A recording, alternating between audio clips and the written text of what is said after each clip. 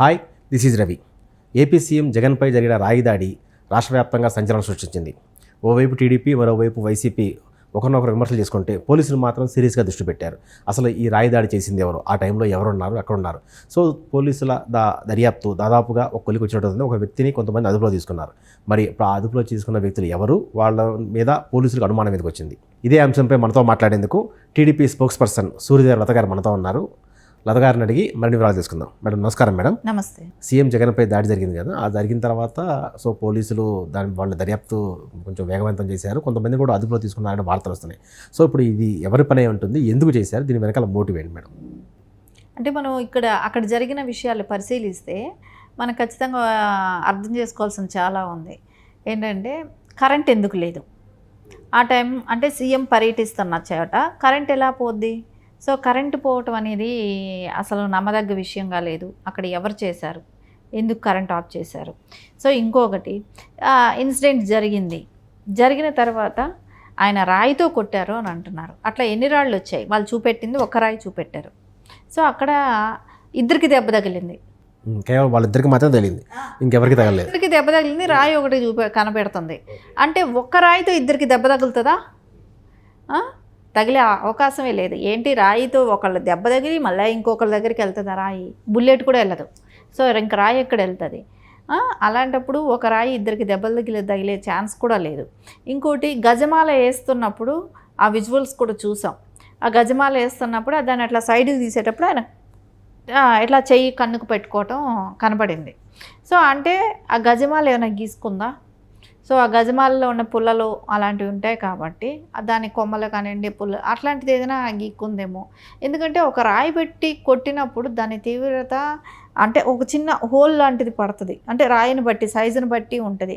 అక్కడైతే ఒక కీసుకుపోయినట్టు ఒక అట్లా కనపడుతుంది, స్కార్ లాగా కనపడుతుంది. సో ఎక్కడ ఒక హోల్ కానివ్వండి అలాంటిది ఎక్కడా కూడా కనపడడం లేదు. సరే ఒకవేళ అది కూడా పడలేదు అంటే రాయి పడక దెబ్బ బయట కనపడకపోయినా కూడా స్వెల్లింగ్ వచ్చేస్తుంది. కొన్ని రాళ్ళు కొట్టిన వెంటనే, అంటే చిన్న రాయే కాబట్టి స్వెల్లింగ్ రావాలి, అది లేదు, ఒక గీరుకుపోయినట్టు ఉంది. అంటే ఒక రాయి ఇద్దరికి దెబ్బ తగిలింది, ఇంత దూరం గీరుకుపోయిందంటే ఆ సైజు రాయి ఎలా ఉండాలి, ఎంత దూరం నుంచి ఎంత తీవ్రంగా విసిరి ఉండాలి? ఇవన్నీ చూస్తా అంటే ఒక రాయి ఇద్దరికి తగిలేది ఇంపాసిబుల్, ఎక్కడా ఇప్పటి వరకు తగలలేదు. అది ఒక జగన్మోహన్ రెడ్డికి ఎందుకు తగులుతుందో తెలియట్లేదు.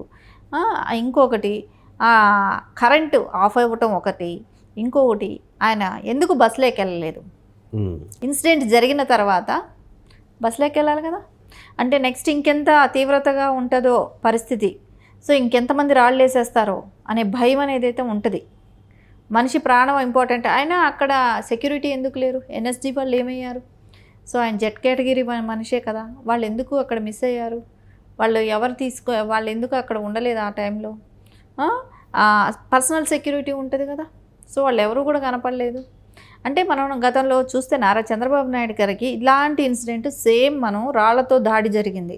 అంటే ఇక్కడ సింగిల్ రాయి, చిన్న రాయి చెప్తున్నా, అక్కడ అట్లా కాదు, పెద్ద రాళ్లతోనే.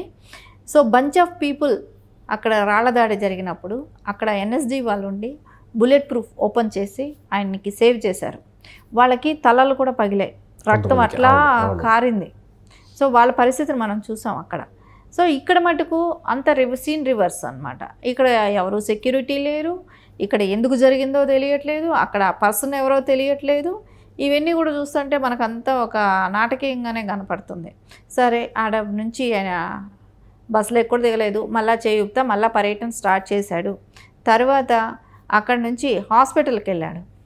అంటే జనానికి కనపడిన దీనికి దానికి కుట్లు పడే అంత ఇది లేదు అక్కడ, కానీ 3 కుట్లు పడ్డాయంట. విచిత్రం ఏంటో అంటే ఎప్పుడు కోడి కత్తిది కాదు, చిన్నది గుచ్చుకున్న దానికి గీరి గోకి సెంటీమీటర్లు కొలిసారు కదా, సేమ్ ఇదేలాగా కూడా ఇక్కడ కూడా ఏమైంది, దీన్ని కూడా 3 కుట్లు చేశారు. అంటే బ్లడ్ కూడా కనపడలేదు మనకు.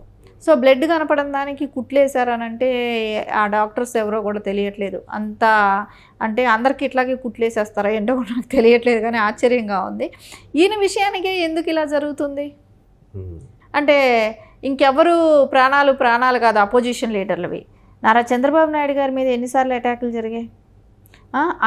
ఆయనకి అసలు పర్మిషన్ ఇవ్వకుండా అర్ధరాత్రి 9-10 ఆ టైంలో కూడా ఆయన 8 కిలోమీటర్లు కూడా నడిచారే. మీరు పర్మిషన్ ఇవ్వకుండా వెహికల్ని వెళ్ళనివ్వకుండా ఉంటే ఆయన Z+లో ఉన్న కేటగిరీలో ఉన్న ఆయన ఆ రోజు కూడా ఆయన నడిచారు. ఇలాంటి డ్రామాలు చేయాలంటే ఎన్నో చేసి ఉండొచ్చు.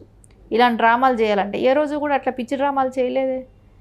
సో ఎలక్షన్ బిఫోరు ప్రతిసారి కూడా ఈ కోడికత్తి డ్రామా ఏంటో, మళ్ళీ బాబాయిని వాళ్ళంతటా వాళ్ళే చంపుకోవటం ఏంటో, అంటే చంపాలి అంటే అనేదానికి ఒక ఉద్దేశం ఎట్లా ఉంటుంది అంటే, ఒక చిన్న గులకరాయి వేస్తే చచ్చిపోతాడా మనిషి?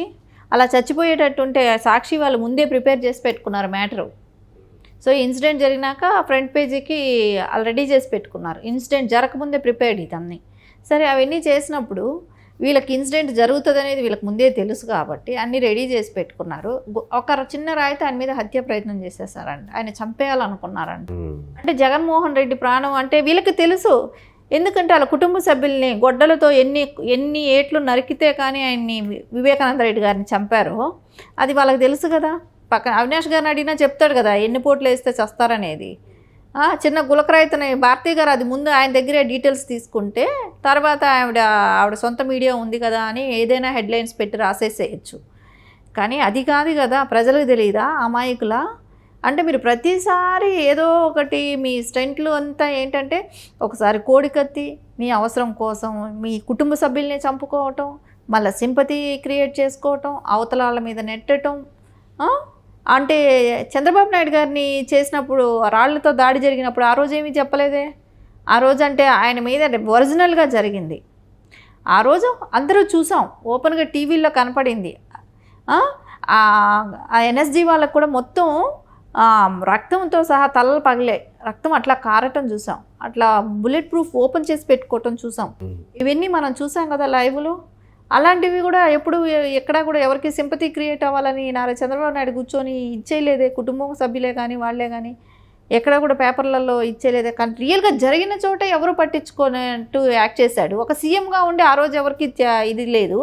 ఈయన అపోజిషన్లో ఉన్నా ఈయనకే జరుగుతుంది, ఆయన సీఎంగా ఉండి ఆయనకే జరుగుతుంది. ఆయన సీఎంగా ఉండి ఆయనకే భద్రత లేదు, ఆయన చిన్నాయన్ని చంపుకుంటారు. చంపినా కూడా ఆయన ఇప్పటివరకు 5 ఏళ్ళుగా ఆయన ఏమీ తీసుకోలేదు దాని గురించి ఇంతవరకు. అంటే ఎవరైతే హంతకులో వాళ్ళని కాపాడుకుంటూనే వస్తుంటాడు. తర్వాత ఈయన మీదే దాడి జరుగుతుంది. ఈయన కోరి తెచ్చుకున్న డీజీపీయే కదా. సో ఆయన వైఫల్యాలు ఏంటి కనపడడం లేదా? ఇవన్నీ చూస్తుంటే మనకు పక్కాగా వీళ్ళంతా స్కెచ్ వేసి వీళ్ళు ఇవన్నీ చేస్తే ఎలక్షన్ బిఫోర్ ఒక సింపతి క్రియేట్ చేసుకోవటం కోసం చేసింది. ఇది పక్కా ప్లాన్డ్గా చేశారనేది మనకు స్పష్టంగా కనపడుతుంది. Okay madam, okay. సో రాయి దాడి ఎవరు చేసినా అది ఖచ్చితంగా ఖండించాల్సిన విషయం. అయితే ఈ విషయంలో మాత్రం టీడీపీ వైసీపీ మధ్య రాద్ధాంతం మాత్రం మరింత ముదురుతుంది. సో రాబోయే రోజుల్లో పోలీసులు త్వరగా ఈ దాడిని వెనక ఉన్న వ్యక్తులని పట్టుకుంటారని ఆశిద్దాం. Thank you.